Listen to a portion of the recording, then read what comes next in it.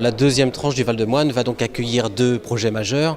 Le premier est un projet privé, celui du déplacement de l'école Saint-Pierre-Gay-Lussot, qui est aujourd'hui en centre-ville et qui a choisi le Val-de-Moine pour se développer. Donc à côté de cette école privée, qui ouvrira en septembre 2019, sera construit par Alter Public un équipement de loisirs et de sport, une salle qui sera principalement occupée par la SPTT, qui avait un besoin d'être relogée puisque la Postimo souhaitait récupérer ses locaux là où ils sont actuellement au Carteron.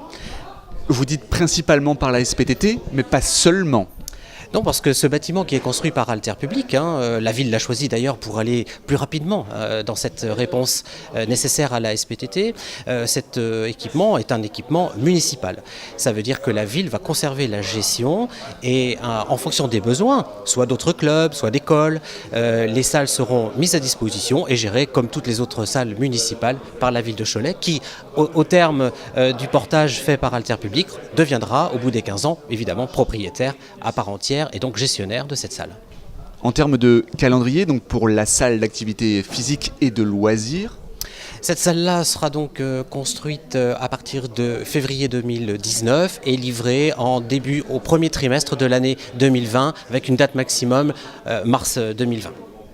quelles sont les spécificités de cette salle que je vais appeler salle de sport en gros Alors c'est une salle de sport, effectivement, et une salle d'activité. Pourquoi ? Parce qu'elle va réunir à la fois des salles de tailles différentes qui répondent à des activités sportives et de loisirs en tout genre, indoor, qui permettent de faire soit de l'activité de sport léger, comme de la gymnastique, comme tout un tas de loisirs aujourd'hui que l'on peut rencontrer dans des associations comme celle que propose la SPTT, mais également tout un tas de loisirs proposés par ces associations. Il y aura également évidemment un pôle administratif, il y aura un garage et puis il y aura quelque chose de très important, des terrains de pétanque.